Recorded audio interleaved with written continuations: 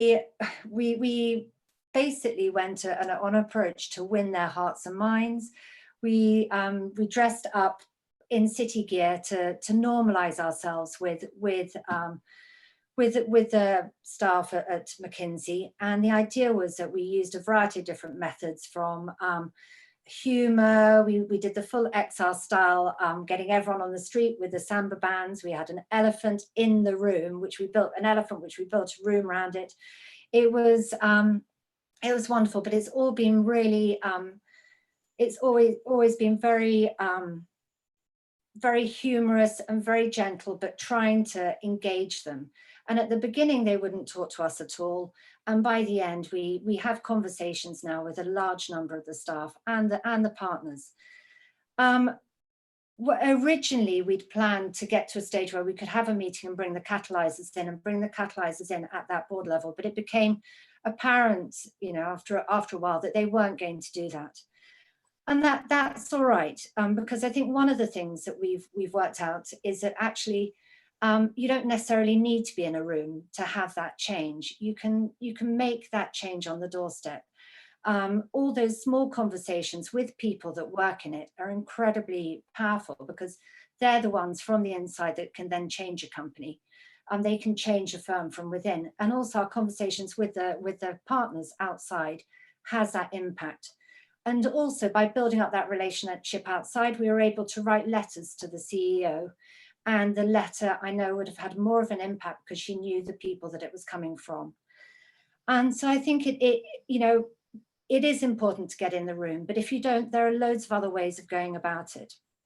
And just one of the most powerful moments that I saw was when one of our rebels was talking to a partner, and we'd been talking to him for about 15 minutes. He was a petroleum expert within the field, and she just at the end made the analogy between petroleum and the slave trade, and the visible change in his face. It had made a massive impact.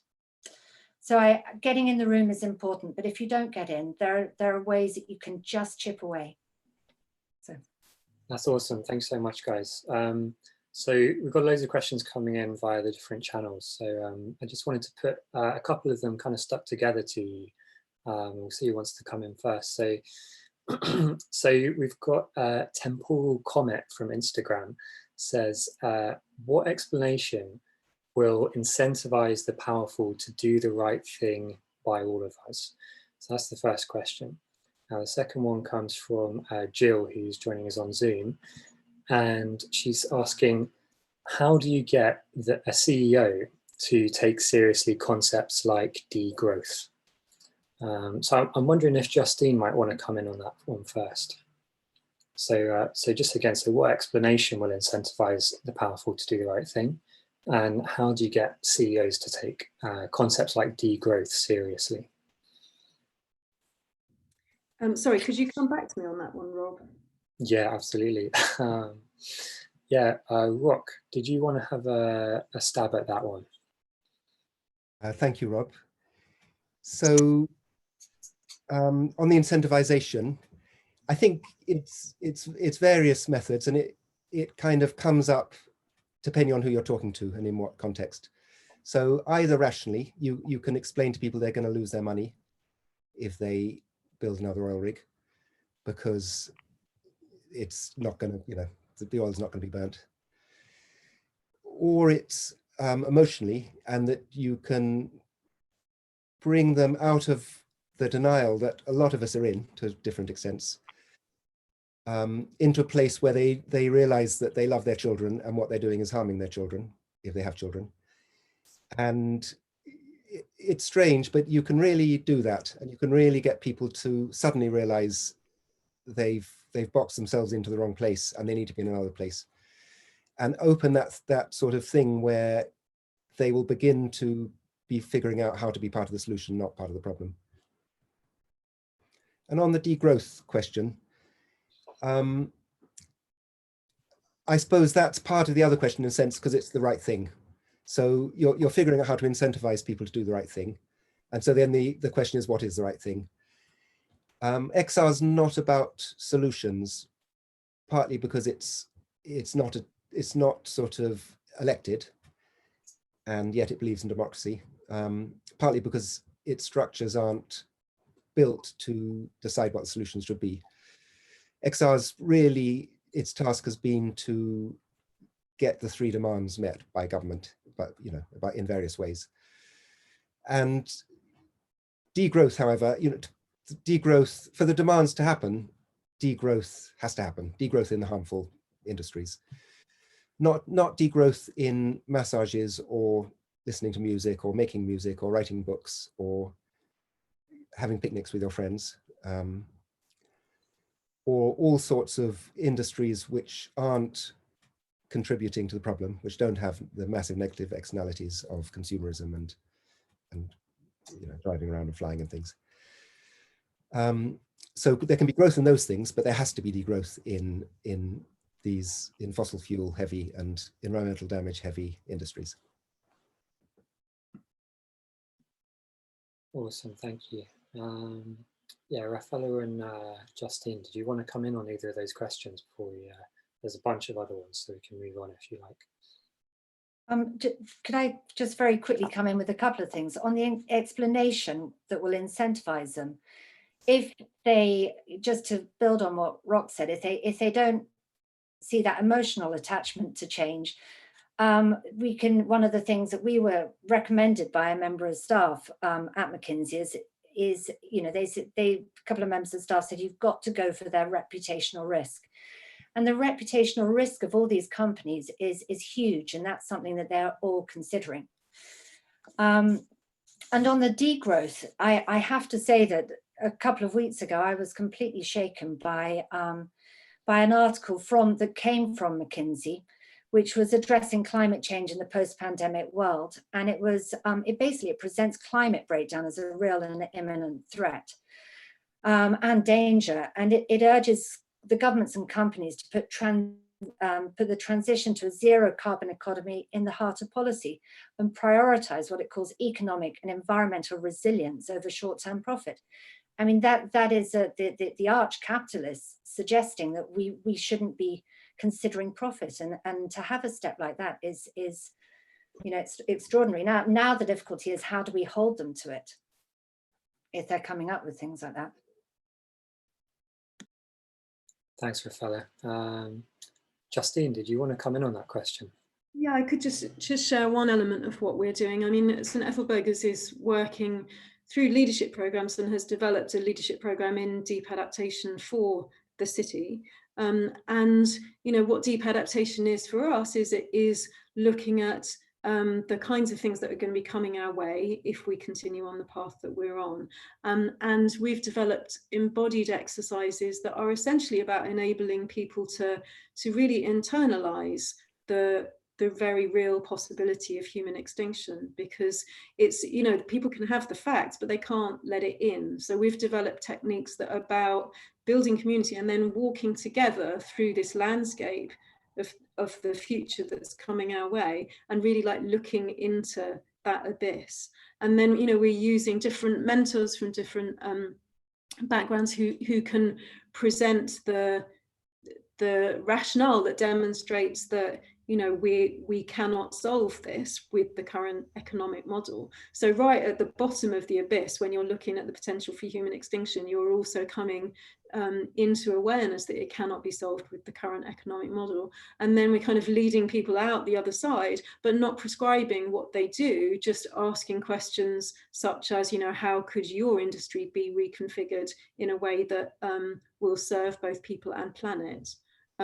So we didn't actually get to do this leadership course because of coronavirus, but this is the plan that we've developed, and we'll be working with the younger generation and working specifically in very small finance institutions and insurance, because there's more capacity for them to change when they go back. So we would say you can't just kind of convince someone overnight. People need holding within that process in order to internalize something that actually one needs a lot of psychological and spiritual strength to actually face. So yeah, kind of more holding and community to get there. Awesome, thank you guys, really good answers there. Maybe slightly more thorny question now.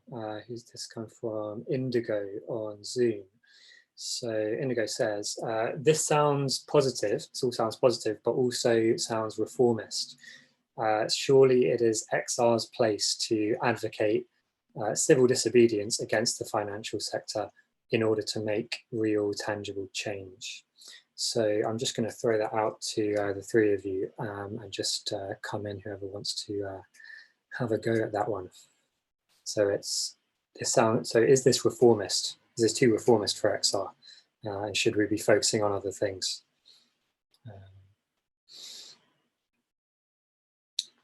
Okay, I'm going to pick on you. Okay, Rock, there you go. So we definitely need to be outside these buildings protesting.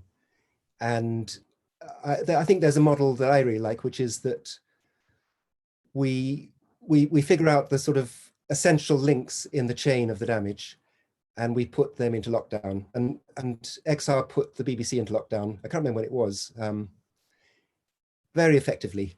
And what really interests me is the BBC didn't report it, as far as I know, but we put them into lockdown, and it really focused their minds. So I agree entirely with Indigo. We have to be outside, and we have to be making them realize that it's not on how they're behaving.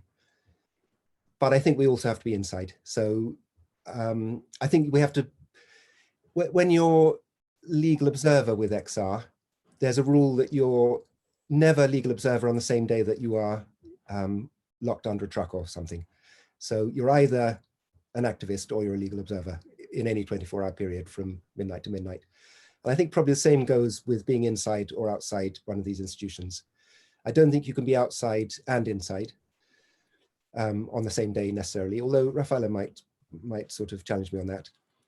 But I think it's important that we're both inside and outside, and that they have no place to hide, in effect. And to give you an example, we went to Davos. About 7 XR people went to Davos. Lots of XR people went to Davos to protest, which was fantastic, and we joined them, and there were some really good protests. But we also went to be inside the rooms with people and challenging people inside.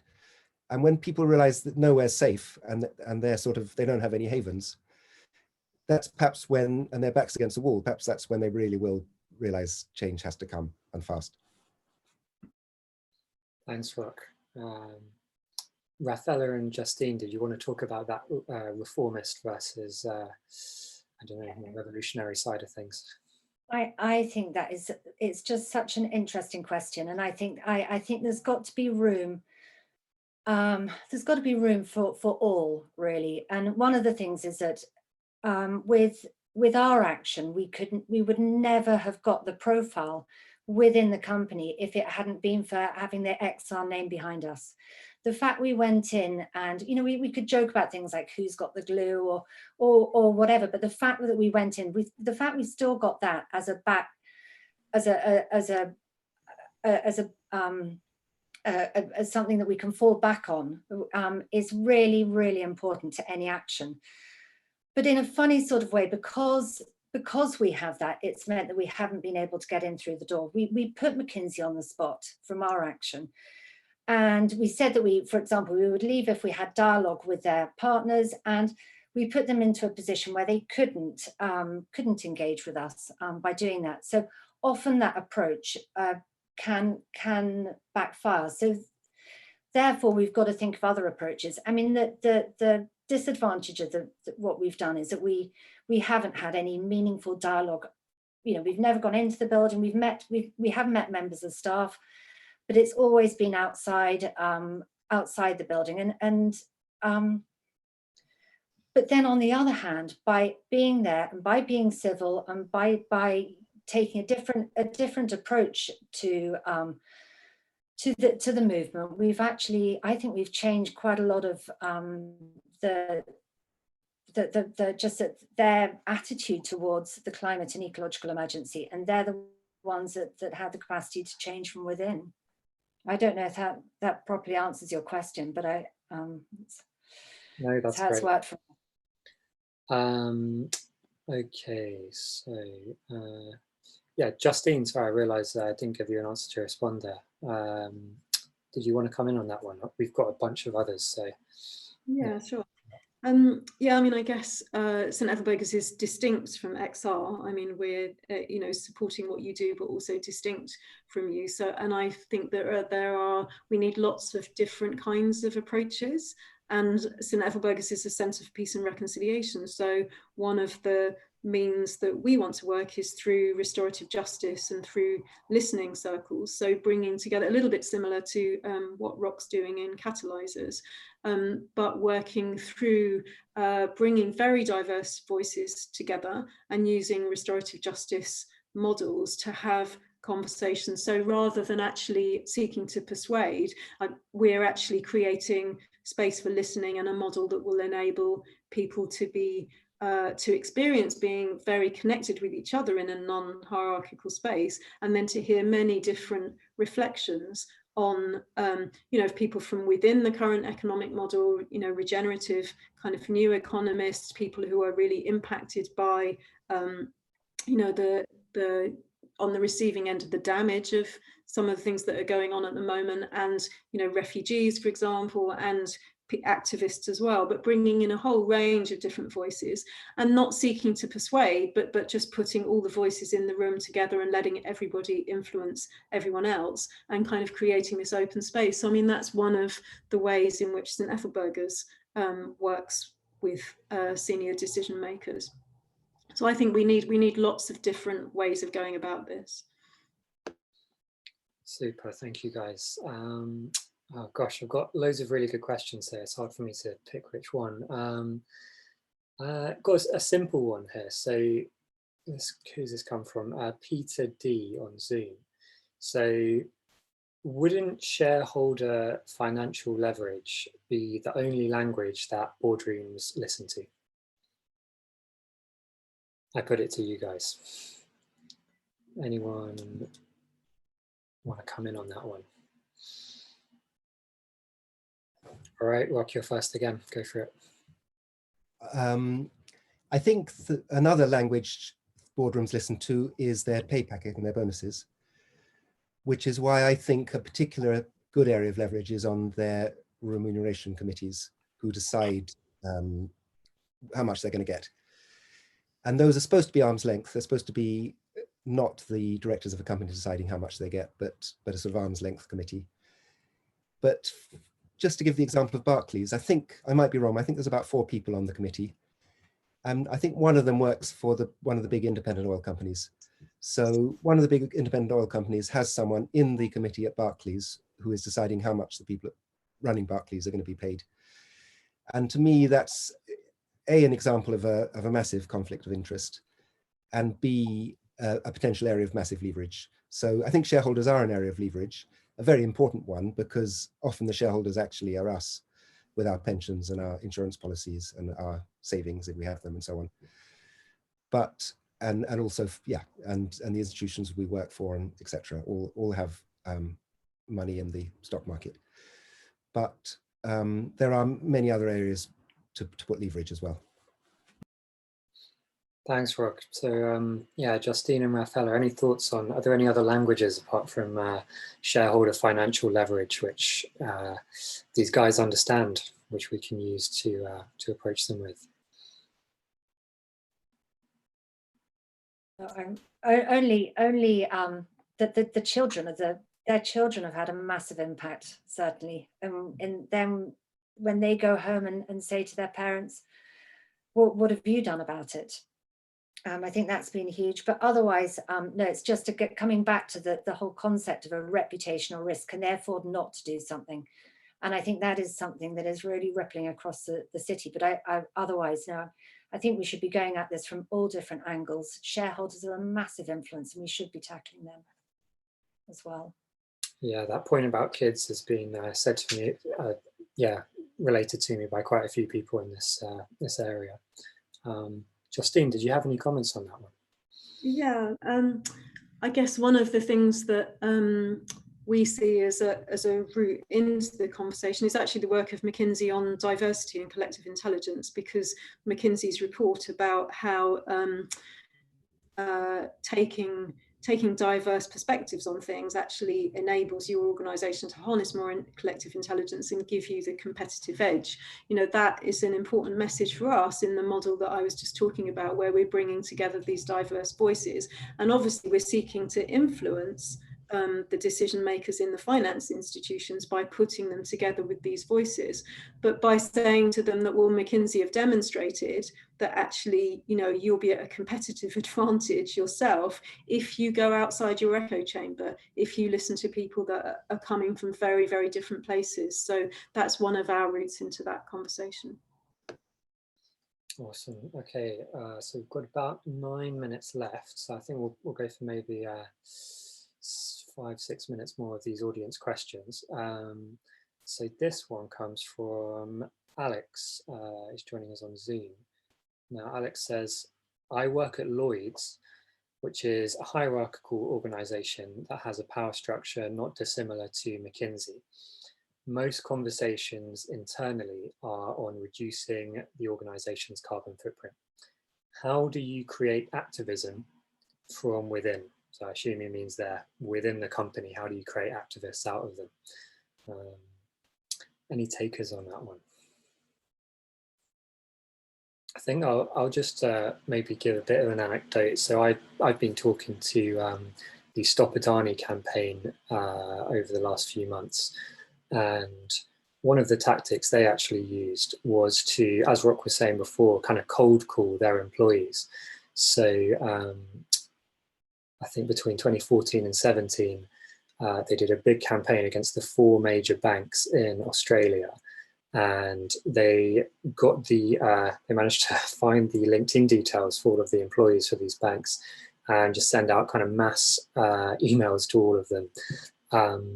And didn't get many responses, but a few people here and there responded and were super keen about even just giving bits of intel, helping the campaigners, the Stop Adani campaigners out with their campaign, which was ultimately successful over the next 3 years in getting these banks to stop funding the Adani coal mine. So yeah, just that one big effort at cold calling at the beginning of the campaign really paid dividends going on by getting employees who were very willing to pass on information and say what the campaign was feeling like within the organization. What are the conversations that are now being had, you know, after on the streets actions?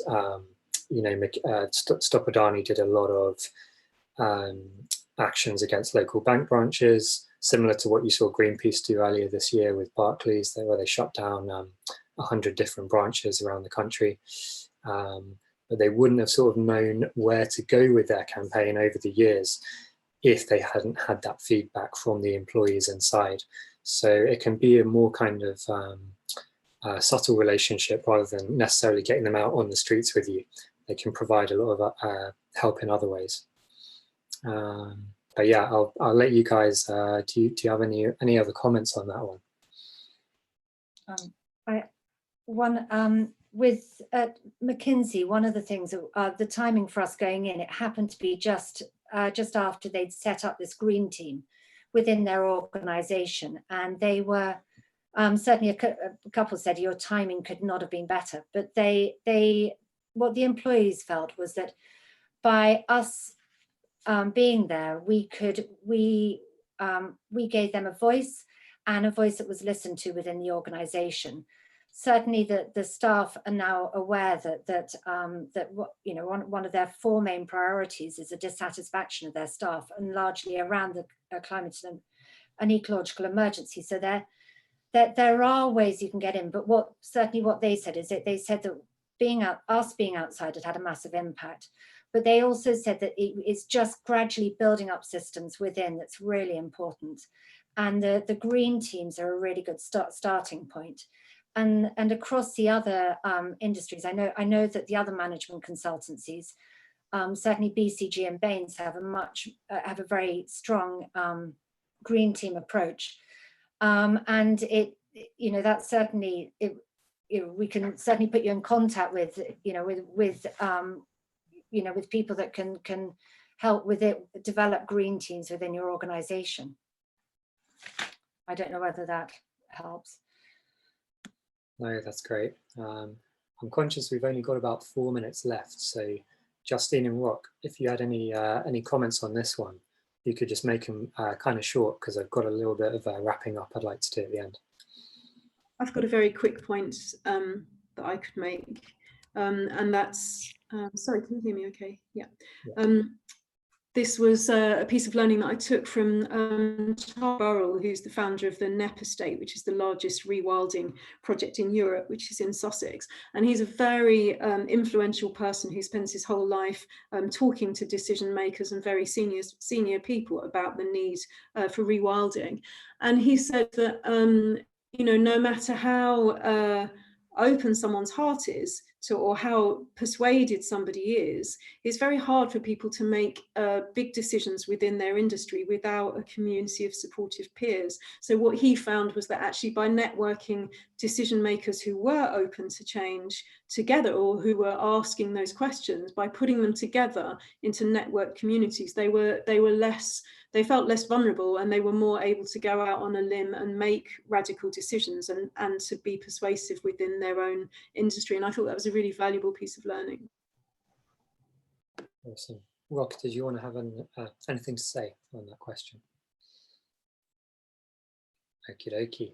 So we've got 3 minutes left. So I thought we've got a few other questions we haven't managed to get to, unfortunately. But I just wanted to very quickly end with 3 kind of quick fire questions for you guys. So the first one is, I'll say it and then we can go round. So what are the biggest obstacles that you've found? What's the one biggest obstacle you found when engaging with key decision makers? And I'm going to pick on Rock, since he didn't answer the last question. I would say the psychology of denial, and it's very mysterious and extremely powerful. It's so powerful that one is in denial about it, basically. But that's the biggest obstacle. Awesome. And Justine? I would have to say I completely agree with Rock on that one. Anything to add there, Rafaela? Oh, you're on mute, sorry. I agree, and their inaccessibility, but yeah, with Rock on that. Okay, so second quickfire question. So what is the one piece of advice you would give to activists out there looking to engage on a personal level with key decision makers? And if we start with Rock again. I think my piece of advice would be to experiment, because there is a way to make a difference, and just keep trying different ways, and there is a way. Justine? I would say do your inner work, don't dehumanize anyone, and remember that an enemy is somebody whose story you haven't heard. And Rafaela? Seize the moment. I think we've got an amazing opportunity to rethink and redirect the way that organizations work. Super, thank you guys. And the very last question of the day. What is the one thing that you would say to any key decision makers watching right now, wondering where they're going in these unprecedented times around the climate emergency, I suppose? Yeah, Rock, you want to go first? I would say every decision has to be evaluated against the criterion, is it good for the next generation or not? And if it's not good for the next generation and succeeding generations, then it's not a good decision, and it can't be used. Thank you. And Justine? I would say we need you. We need your expertise. We need your innovation. And last but not least, Rafaela? Can you afford not to do something? Awesome. Okay, we're bang on time. Thank you so much, guys. That was really great to hear all of that. And thank you to the audience so much for all your questions. Apologies to those we didn't manage to get to. So yeah, just a reminder, these Money Talks webinars are going on every day this week between 4 and 7. You can find out more about the details of them if you go to rebellion.earth and click through to Alone Together TV, and you'll find the full listings there. So yeah, I'd just like to thank my panelists, and thank you to our audience. And yeah, I think that's all the time we've got. Thanks very much, guys.